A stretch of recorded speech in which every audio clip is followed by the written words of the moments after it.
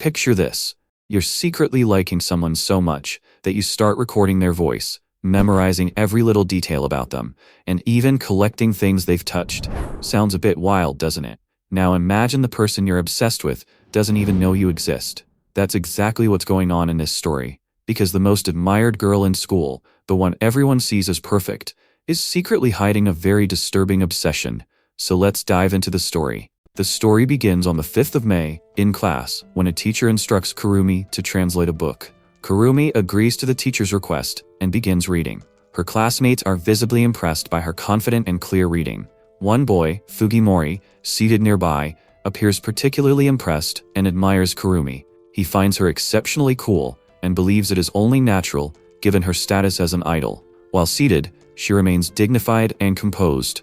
Even with the attention focused on her, she remains expressionless. Fugimori is deeply impressed by this quality. Later, Kurumi is suddenly surrounded by several girls who admire her. They inquire about her pronunciation practice and whether she could teach them. Kurumi responds that she must return home today, but can assist them the following day. Each time she speaks, the girls become more impressed and rejoice at her acceptance. Fugimori watches with a mixture of excitement and a desire to participate. Kurumi assures them she will assist them the following day. Fugimori then decides to attempt it and asks if he can join in. When she does not respond, he asks again, explaining his limited English proficiency. The students around Kurumi turn to Fugimori and give him disapproving looks after hearing his request. Fugimori becomes flustered and suddenly speechless. One of the girls asks him what he has just said, feeling cornered. He becomes increasingly nervous and dismisses his own words. Fugimori exhibits a distinct reaction whenever he becomes the center of attention. He dislikes standing out and is a plain man. Despite feeling that Kurumi is completely opposite to him, he admires her from afar. During the entrance ceremony, he was astounded.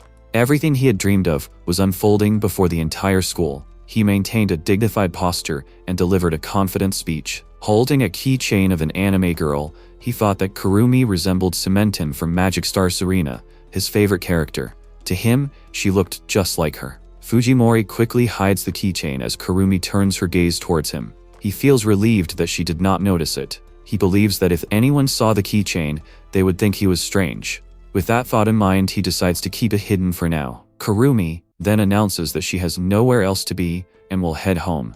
She says goodbye to her classmates, who are impressed by her actions. They soon decide to leave as well. Fugimori watches everything from a distance. He feels like he doesn't exist to her, and all he really wants is for Kurumi to know he's there. He goes to his locker to get his things, but then he notices his pea clothes are gone. He starts to panic, wondering if he left them in the locker room. He's sure he brought them with him. Then, he thinks they might be in the bin, thrown away after PE class. He gets even more worried, thinking he accidentally threw them away. He walks around the school looking for them, trying to figure out where he could have thrown them away. He starts to worry about how he had planned to get home early to watch a video, but now he's desperately searching for his clothes. After checking a few bins, he decides to give up and head home, thinking he'll probably get scolded by his parents. As he was tidying up the bins one last time, Kurumi suddenly caught his eye. He was so caught up that he was completely mesmerized, his face turning a lovely shade of pink as he simply watched her walk by. She seemed absolutely stunning to him.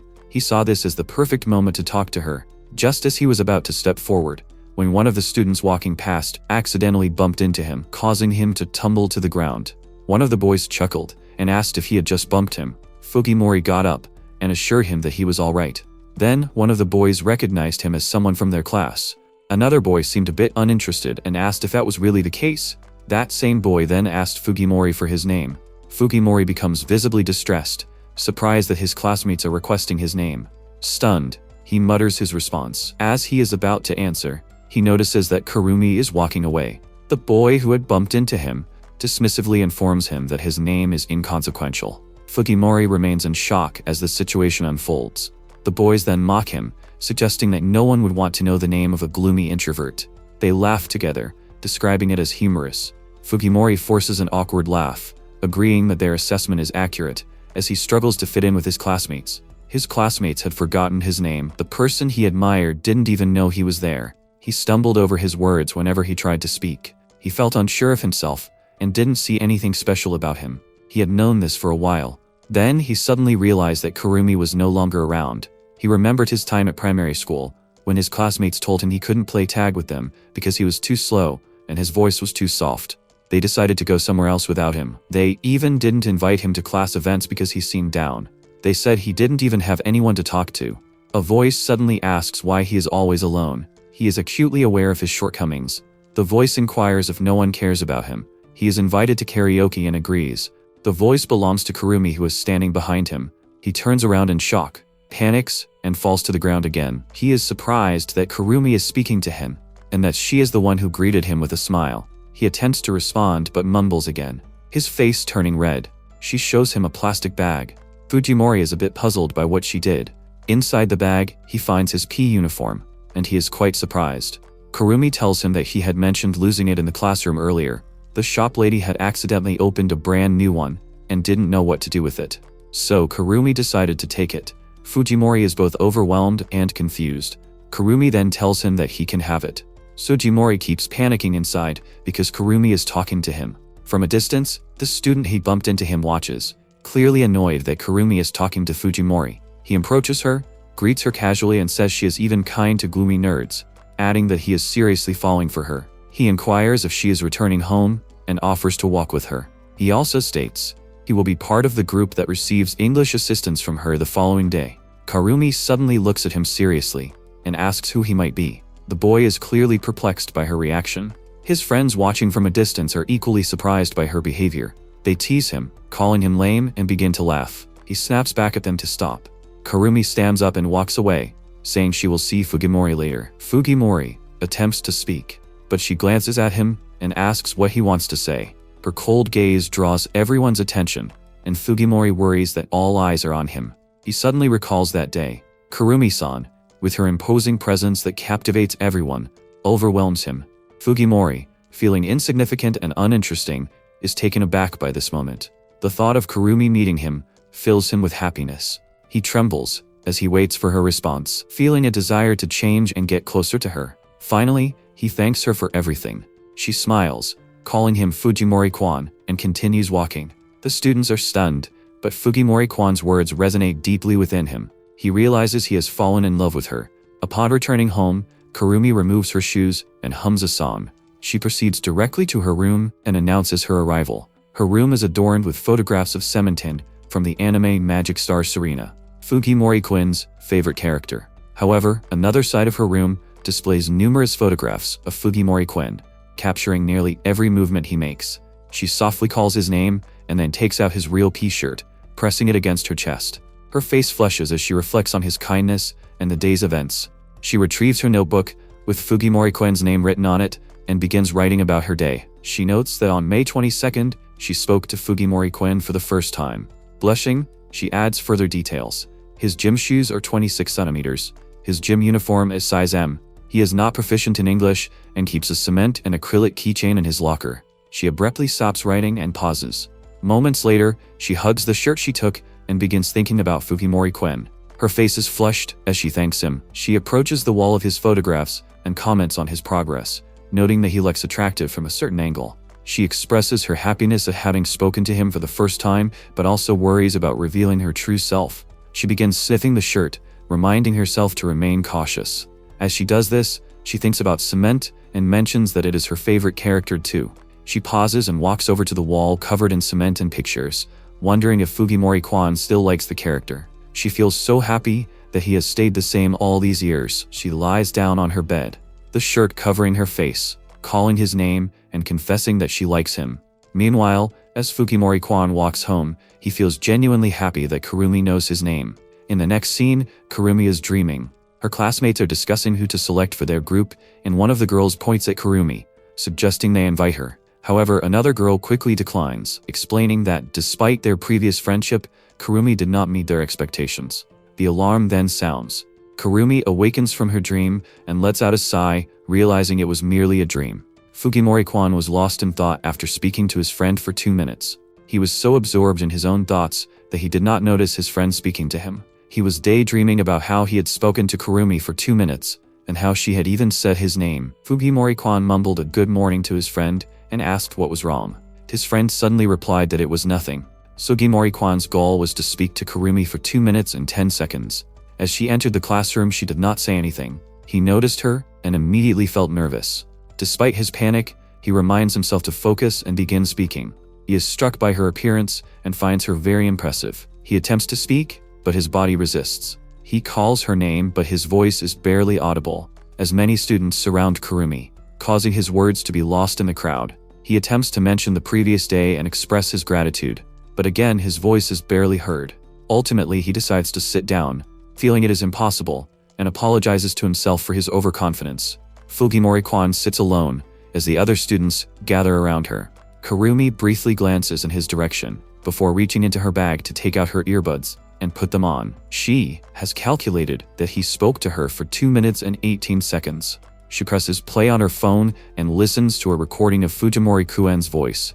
Her face flushes warmly as she realizes she has successfully recorded his thank you. Today, she expresses a desire to record more of his voice. From a distance, Fujimori-kuan continues to admire Kurumi, despite her apparent stillness as she listens. His friend then inquires if he likes Kurumi. Fujimori-kuan promptly denies this, stating that he is merely curious. He further asserts that she is perfect and ideal, but his admiration is solely for her. He admits he may be overthinking the situation and reiterates his simple curiosity. His friend observes him quietly and sighs. Kurumi-san is somewhat different from his expectations, and he appreciates her confidence. He then informs his friend that he will properly greet Kurumi tomorrow. Fujimori-kuan is determined to avoid any mistakes. After school, one of the girls bids farewell to Kurumi, promising to see her tomorrow.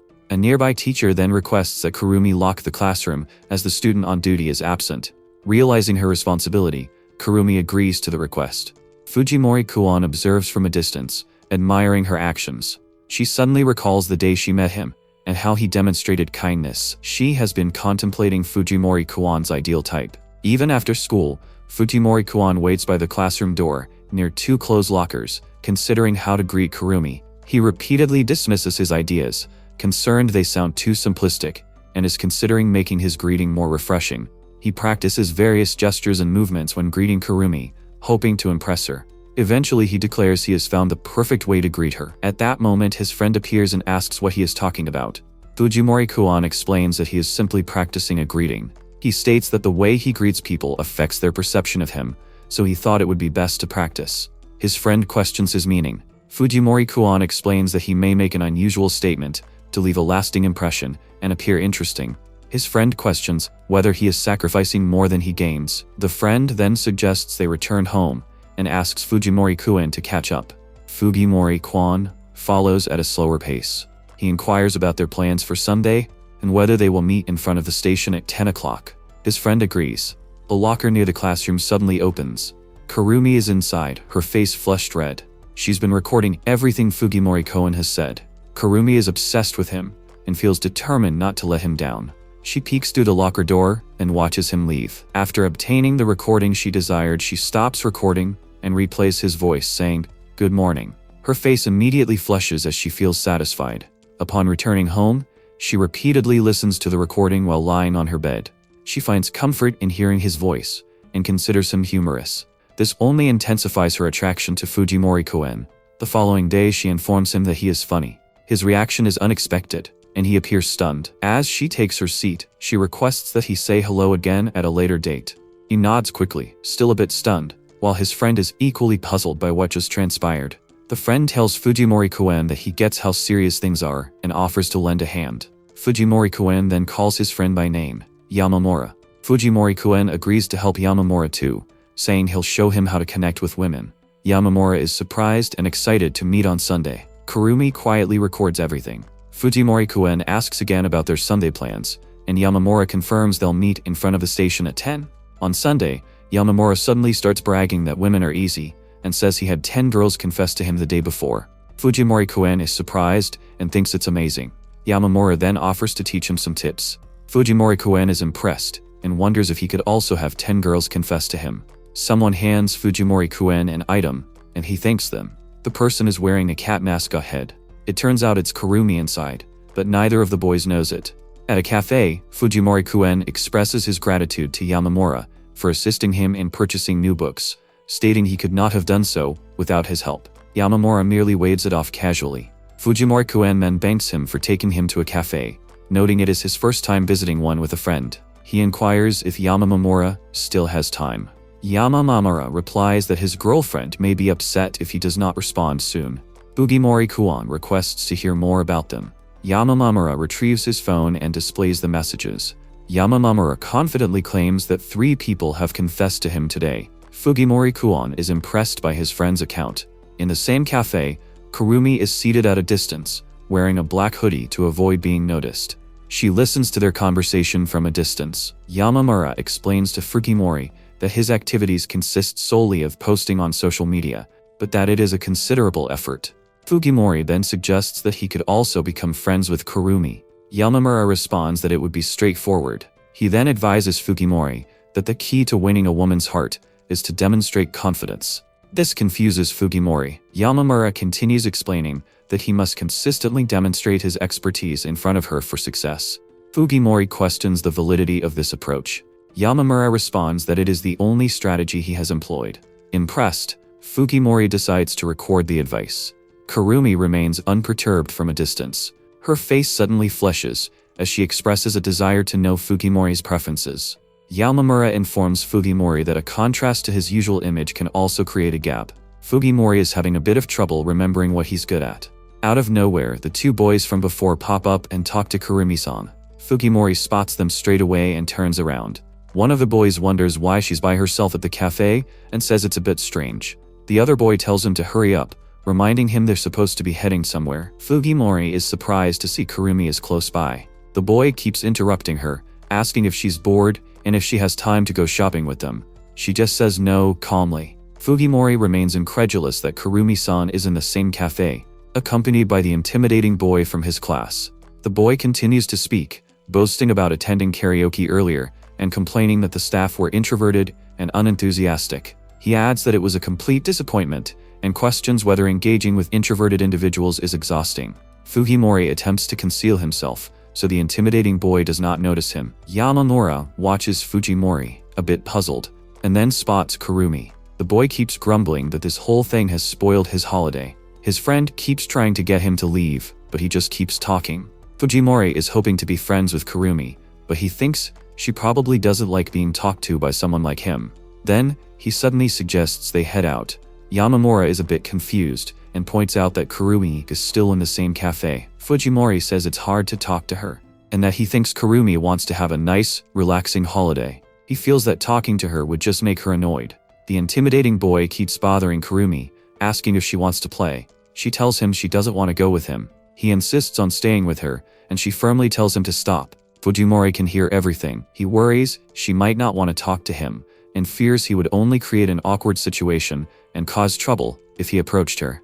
Kurumi suddenly tells the boy to give it a rest and stop forcing things.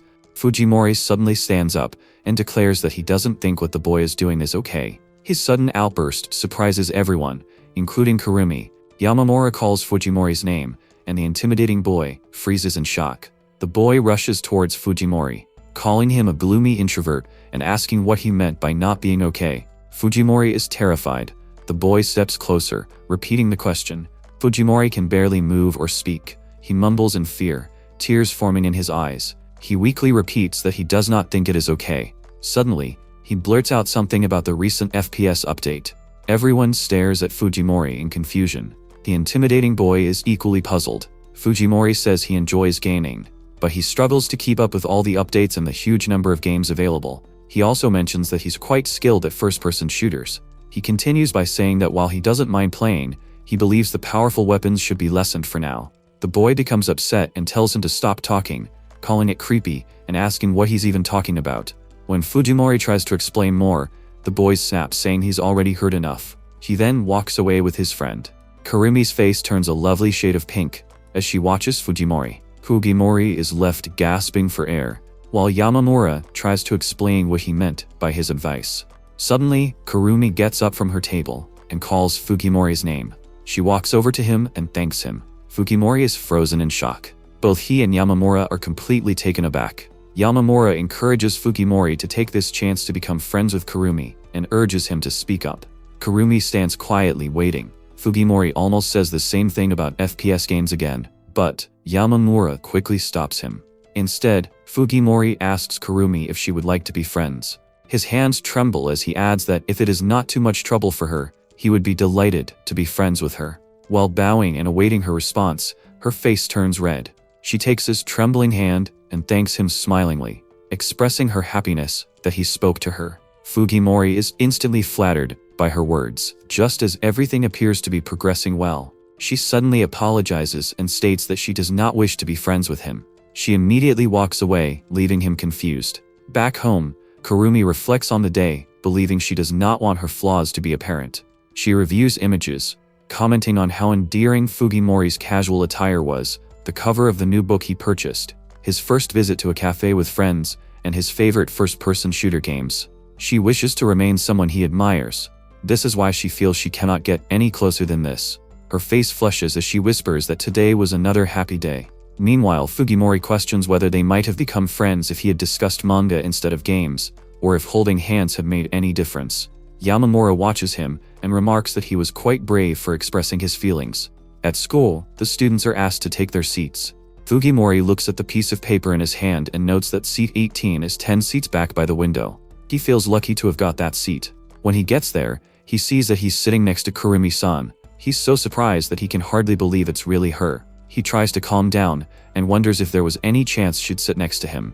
Even though Fujimori couldn't be friends with Kurumi, sitting next to her might give him a chance to get along better with her. As she sits down, he can't help but stare. When she looks at him for a moment, he bows and says he's eager to work with her, introducing himself as Fujimori. He keeps bowing as she just sits there. He is still there, caught up in his own thoughts, feeling embarrassed and wishing he could just disappear. Eventually, he tries to explain what happened, but Kurumi just says she knows. He feels a wave of relief, so grateful that he doesn't have to go on. He feels so happy that it almost takes over. At the same time, he cannot help but notice how cool and attractive Kurumi looks. She turns away, her cheeks flushed, clearly flattered by what he did earlier. He keeps looking at her, but she remains silent, staring in the opposite direction.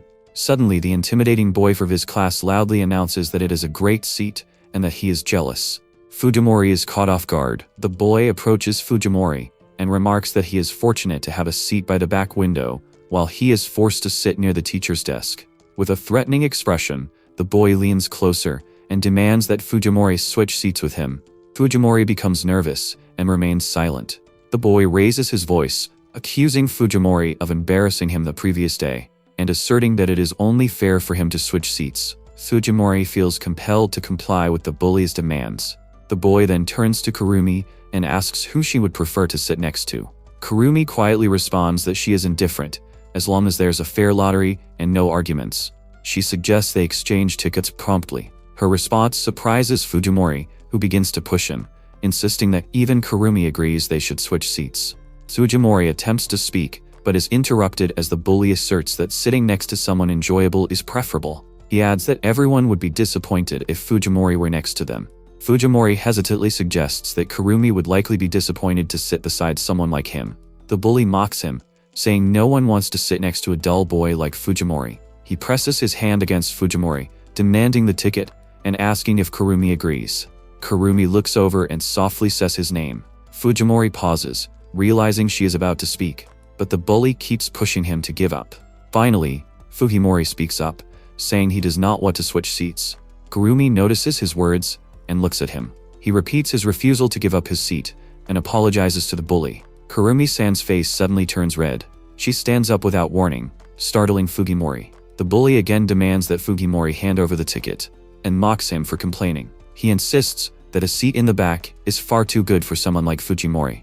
The bully suddenly realizes that Fujimori does not have the ticket and demands to know where it is. Still confused, he is suddenly pulled back by his friend, who drags him towards his seat while he continues to shout.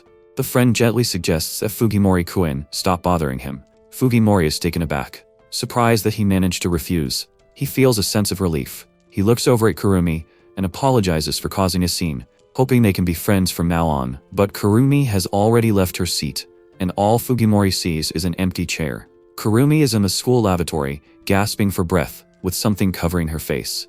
In her mind, she replays what just happened, especially the moment when Fujimori refused to give up his seat, saying he did not want to hand it over to anyone. She holds the plastic bag tightly as she continues to breathe heavily. Inside the bag, She found Fukimori's ticket, which she had cleverly hidden. As she made her way back to class, she kept telling herself she didn't want to give it away. She pulled out her handbook and carefully slipped the ticket inside. Inside the handbook, there was also a picture of Fukimori. She smiled warmly at it. Just then, a girl popped up behind her and asked what she was looking at. Kurumi turned around to see it was Tomo. Tomo beams and asks to see what Kurumi-san was admiring. Tomo Fukuda's beauty shines through her natural glossy hair and simple makeup, creating a charming and endearing plainness. Plus, she has a bright smile. Tomo heads over to Yamamura, flashing her smile and asking for a colored pen. He happily agrees, his face flushing as he is instantly drawn to her. She thanks him and heads off. Yamamura is left wondering why she chose him, and if there's a chance she likes him. Meanwhile, Tomo walks away, thinking it was so easy to get what she wanted. Tomo was a real introvert killer. Back with Kurumi. Tomo continues asking about the picture Kurumi was looking at earlier. Tomo and Kurumi, cool, beautiful, and precious friends since junior high, have been inseparable. Kurumi finally admits it's nothing special. As Tomo approaches and places her hands on Kurumi's shoulders, Kurumi accidentally drops her notebook. Tomo bends down to help and notices a picture of Fukimori. Surprised, Kurumi freezes, realizing her secret may have been exposed. Tomo wonders why her friend has a picture of a boy. She wonders if Kurumi likes the boy in the photo, calling him Four Eyes. Deciding to be normal, Tomo smiles and asks if Kurumi found something lost, praising her kindness. Kurumi lets out a small sound, her face turning red as she looks shy. Tomo is confused by her reaction, but finds it cute. She continues picking up the scattered pages, noticing more photos of Fukimori. Kurumi watches from behind, tense. Tomo feels a bit out of place and uneasy with all the pictures. When she sees Kurumi, she promises to help if it means something to her. Then, Tomo suddenly stands up and says she gets it all now. She rushes to Kurumi, shouting that she should not think so badly of herself. Kurumi quickly tells her to keep it down. Tomo then wonders why, out of everyone, Kurumi likes that plain-looking four-eyed Fukimori. She says he is not right for her, and insists that Kurumi needs someone with a high-end look. Kurumi does not react or seem interested in the criticism. Instead, she calmly asks Tomo if she dislikes plain guys too, since she seems to attract them. Tomo immediately denies it. She clarifies that it is just her current goal, a high-spec introvert who wants to go to a top university, comes from a rich family, looks average and would never cheat. She declares everyone else is just an NPC. She then loudly states that Fukimori falls into the NPC category, and that she cannot accept it. Kurumi comments that Tomo is difficult to understand. Frustrated, Tomo suddenly heads towards Kurumi's classroom, saying she wants to see what kind of person Kurumi has a crush on. This sudden action makes Kurumi panic. She starts to wonder if Tomo will actually see him, but Tomo reassures her that she's just worried and wants to make sure he is the right person for Kurumi. Kurumi says she gets it, and asks if Tomo is planning to watch the boy she likes from afar. Tomo just keeps quiet. Kurumi means a lot to Tomo. She is Tomo's first female friend. Tomo remembers a time when she was in the school lavatory and overheard other students talking badly about her, calling her a show-off, and accusing her of flirting with lots of boys. Tomo had been quietly listening while using the lavatory, wishing they would stop talking and leave her alone. It was hard for her to even leave the lavatory at the time. The two girls then asked Kurumi if she agreed with their opinions. Kurumi simply said that the question confused them. Kurumi then mentioned that she sometimes changes how she acts to get along with others, and wondered if that was a bit odd. The girls nodded nervously, agreeing that it was not. Tomo kept listening from her stall. One of the girls then pointed out that Kurumi had just moved to the school and probably didn't know much about Tomo. The girls continued to tease her, calling her obvious, awkward, and accusing her of using a fake voice. Kurumi asked if anyone was bothered by it. The girls were left speechless, and struggled to keep talking badly about Tomo. Kurumi calmly said that she thought it was all right. Hearing this made Tomo happy as she listened quietly. This is why Kurumi became Tomo's first female friend, and why Tomo cherishes her so much. She hopes Kurumi's first boyfriend will be someone truly wonderful, someone who will bring her joy. As Tomo walks into the classroom and gazes at Fukimori, she notices him sitting with his friend Yamamura. Fukimori is sharing some information with Yamamura about a Magic Star Serena collaboration cafe. Tomo starts to feel that, despite Fukimori's looks, he might actually be a high-quality person. Fukimori is excitedly talking about new official merchandise coming out next month, and is a bit bummed that he doesn't have enough pocket money anymore. He says it's just the way things are, and playfully calls it divine will, promising to use all his money to cementing. After seeing what happened, Tomo decides she cannot let Kurumi be in Fujimori's care. Kurumi checks in to see if Tomo is happy. Tomo responds sharply, pointing out why Kurumi seems so smug and insisting she is not happy with what she saw. She tells Kurumi to look around and says that if she is going to date someone, it has to be someone really good looking. Yamamura suddenly notices them by the door, and Tomo realizes he is staring. Yamamura makes a big silly pose to get everyone's attention. Tomo starts to think that Kurumi probably likes handsome, high-profile guys more than Fujimori, who is quiet. Seeing Yamamura's strange pose, Tomo thinks he is thinking something important, and decides she will not let him get away with it. She approaches him. Kurumi tries to stop her, but Tomo is already near Yamamura and Fujimori. As she gets closer, Tomo calls out to Yamamura, making him blush. She suddenly asks both Yamamura and Fujimori if they'd like lunch with them the next day. The boys are surprised. Yamamura agrees, and confirms that Fujimori will join them. Fujimori nods and agrees. Tomo smiles and says she doesn't know why, but she felt like cheering them on. Even though she knows she can't let Kurumi go to someone like Fujimori, she still keeps her sweet smile. She thinks that since they haven't really talked, eating together would help them get to know each other better. But even though she's so happy, Tomo doesn't think Fujimori is a good match for Kurumi. After that, she heads back to Kurumi, calling her name. Tomo's plan is to embarrass Fujimori in front of Kurumi during their lunch. She thinks this is the only way to bring Kurumi back to her senses. The next day, during break time, a student tells Tomo that he got extra pocket money from his father, and asks if she'd like to go to the canteen with him. With her charming smile, Tomo politely says no, and explains that she has something important to do that day, suggesting they go another time. The boy gets excited about the idea of next time, and Tomo feels relieved, thinking how easy it was. She reminds herself that today is an important day, the day she will protect Kurumi's happiness. As they sit down to eat, Tomo asks Kurumi if they can swap side dishes. Fujimori and Yamamura quietly watch the two girls. Tomo takes a look at the seating and makes sure she will never give her Kurumi to someone like Fujimori. Fujimori starts to mumble and wonders why they decided to have lunch together all of a sudden. Then Yamamura says straight out that he has been quiet for a while. But the truth is, Tomo is in love with him. This surprises Fujimori, who starts to think about everything. Tomo doesn't react or say anything about what Yamamura just said. Tomo then looks at Fujimori and says she doesn't know anything about him. She asks if there's anything he is good at. Fujimori freezes, not knowing what to say, and asks what she means by anything. This makes Tomo eager to ask him all sorts of questions, like what he likes to do in his free time, what he's really good at, if he has any special talents, which club he's been in the longest, what he's accomplished, which sport he's best at, his class rank in the last exams, and even if he has any favorite clothes. Then, she suddenly asks if he has no good qualities at all. This question really knocks Tomo's confidence out of the park, and he can't even answer. Meanwhile, Yamamura tries to steer the conversation by talking to Tomo about a video game. But she just ignores him. Fujimori suddenly says he admires Kurumi-san for always being so dignified. This unexpected comment surprises Tomo. She asks Kurumi if she heard that, and if she didn't like what Fujimori said, adding that Fujimori has no good qualities. Tomo is really trying to get Kurumi to turn him down. Kurumi, though, just says quietly, "Is that really what you think?" Then she admits that she doesn't have anything to be proud of either, and wonders if that's strange. Tomo is surprised by this. She insists that Kurumi is special, smart, athletic, and unlike Fujimori, who supposedly has no good qualities.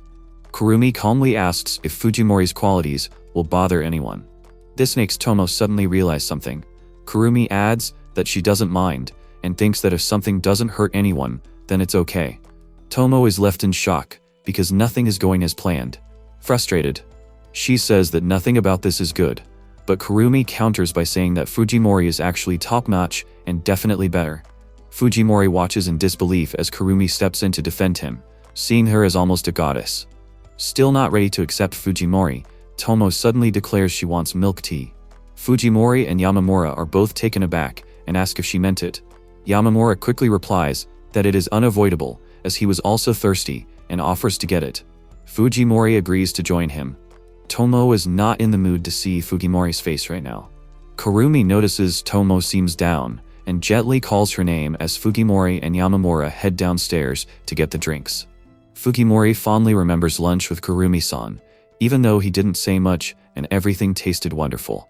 Still, he can't shake the feeling that he might have done something wrong. As they head downstairs, Fukimori suddenly hears a loud noise and looks up, startled. Yamamura encourages him to hurry. A dark figure suddenly appears, which Yamamura notices as Fukimori mentions he accidentally brought his lunchbox. It turns out to be the boy whose invitation Tomo had turned down earlier. He angrily calls out to Tomo, complaining that she had lunch with someone else. He seems to think they are a couple, and he accuses her of rejecting him, only to be seen with a rather unappealing boy. Tomo looks a bit lost, not quite sure who he is. She tries to soothe him, wondering if she has forgotten about him. As he gets angry and throws things, she recognizes the signs of domestic violence and realizes she should keep her distance. The boy gets angrier and raises his hand as if to hit her. Kurumi steps in right away, shouting at him to stop. She tells him that violence only hurts everyone involved.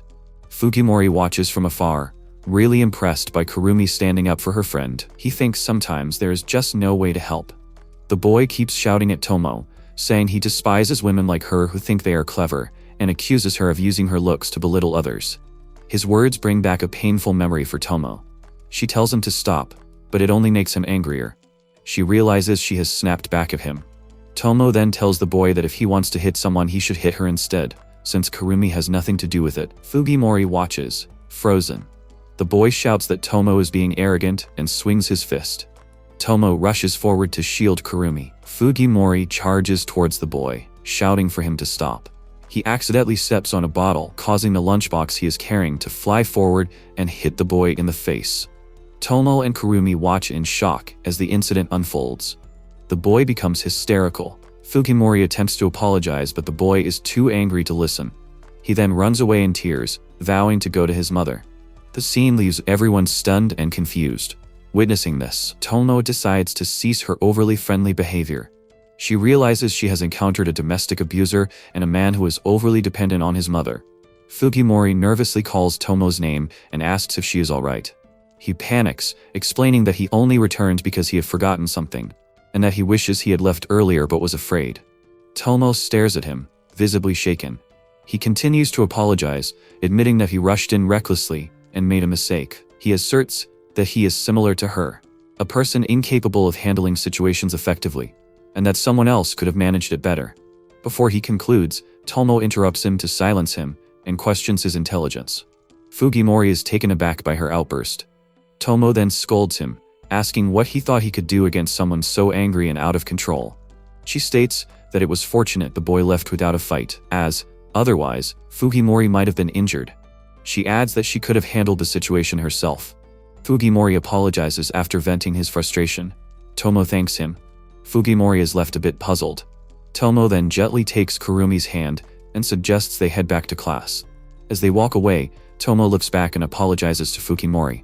Yamamura arrives soon after, scratching his head about why they are leaving, as Tomo and Kurumi make their way back to class. Tomo apologizes for judging Fukimori based on his looks, and admits that she knows it made Kurumi feel uneasy. Kurumi reassures her that it is alright. That makes Tomo feel so much better. She then asks Kurumi what she was about to say earlier. Kurumi calmly explains that Fukimori likes to read manga and play video games. He is really good at Japanese and got 89 points on the last midterms. His special talent is pen spinning. He started practicing calligraphy when he was in year 2 of primary school, and even had his work shown at an exhibition put together by the older students. Swimming is his favorite sport. He didn't do too well in the midterms, coming in 145th out of 324 students, and his mother picks out his clothes. As Kurumi says all this, her face turns red. Tomo is completely taken aback, struggling to believe how much Kurumi knows about him. Kurumi then gently reminds her that she said she wanted to know everything, so that is all there is to it. The next day at school, Tomo's view of Kurumi shifts a little bit. In class, the teacher ensures that all students have their handouts. He then explains that they will be working in pairs with their seatmate to compile a report. At home, Kurumi's mother reviews her results and expresses her pride. She also shares that at yesterday's meeting hall, the organizer mentioned Kurumi's daily prayers. She feels confident that God is looking after them. She then gently reminds Kurumi to tidy her hair. Otherwise, people might perceive her as gloomy again. Kurumi agrees as she fixes her hair and says she is heading to school. After heading out of the house, she stops at a lavatory near the station before heading to school. She tidies her hair and feels a sense of calm. She mentions that tying her hair up leaves marks, and she genuinely believes that something so small can lift someone's spirits. As she glances at the project handout, she realizes that people can be surprisingly straightforward. She is excited about the field trip. The teacher mentioned that during next month's trip, they will be working on the report together with their seatmate. Kurumi's seatmate is Fukimori. The teacher also asked them to pick a topic for their report during break. Fukimori turns to Kurumi and says he is looking forward to working with her, promising to follow her lead if she has a topic in mind. She looks at him and agrees that she feels the same way. Fukimori is flattered and considers her beautiful. He reiterates his eagerness to work with her, but she gently reminds him he's already said that. He recalls his mistakes from the previous day, but is relieved that Kurumi doesn't seem to dislike him. He's pleased to speak to her and hopes to ask her to be friends again. He smiles and feels happy, wanting to show interest. Suddenly, he retrieves his favorite character book from his desk in a panic, trying to hide it. He realizes he mistakenly brought a book on Selena instead of a textbook. He had placed it in his bag without checking. He is concerned that if this keeps up, Kurumi might lose interest before he can really shine. Kurumi keeps an eye on him, noticing his unusual actions.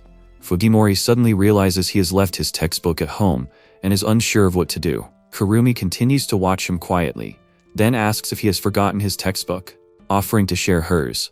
Her kindness touches him deeply. He asks if that is all right, and she assures him that he would be in trouble without it anyway. She then promises to move her desk closer to his. The teacher tells the class to turn to page 52. Fukimori can't help but notice how close Kurumi is now. She asks him to turn the page for her, and he complies, his face flushing. He notices her long eyelashes and nose shape. She checks if he can see clearly and if she should hold the book up more. Fukimori is amazed that his idol, Kurumi-san, is speaking to him so closely. When the teacher asks for the answer to question 4, she confidently responds that it is 3. Fukimori is impressed by her cool response. Everything about her seems so dignified and perfect to him.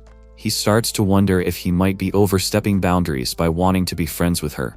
She seems to live in a completely different world. He notices her extensive writing in her textbook and finds it impressive, even though she has a lot on her plate. He also sees a small cat doodle and notices that the letters at the end of the page seem to move.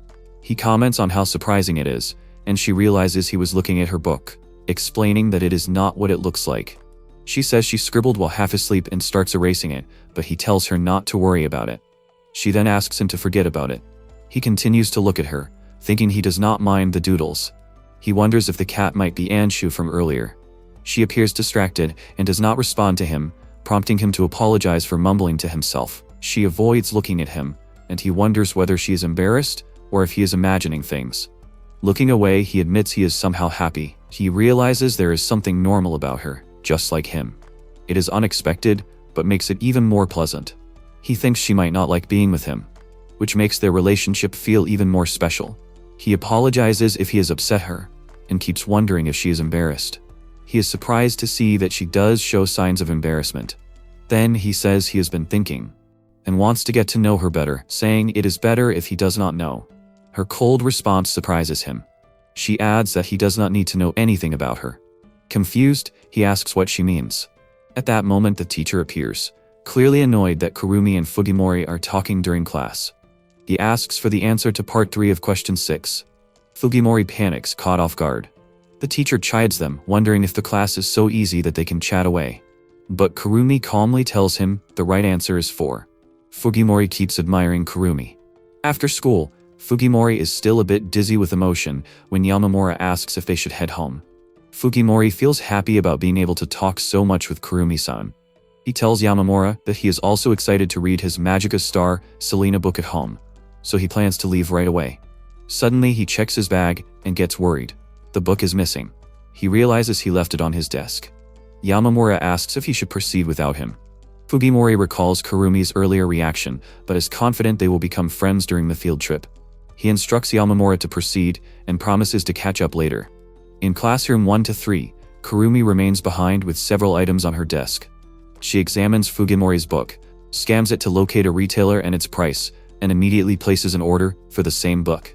She grabs a plastic bag, writes textbook Fukimori Queen touched on it, and then says she learned heaps today too.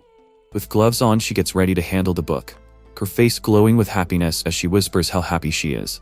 She gently puts the book in the bag and lets out a sigh of relief. But Fukimori is watching everything from the doorway. He quickly closes the door, completely stunned, confused, and shaken by what he just saw.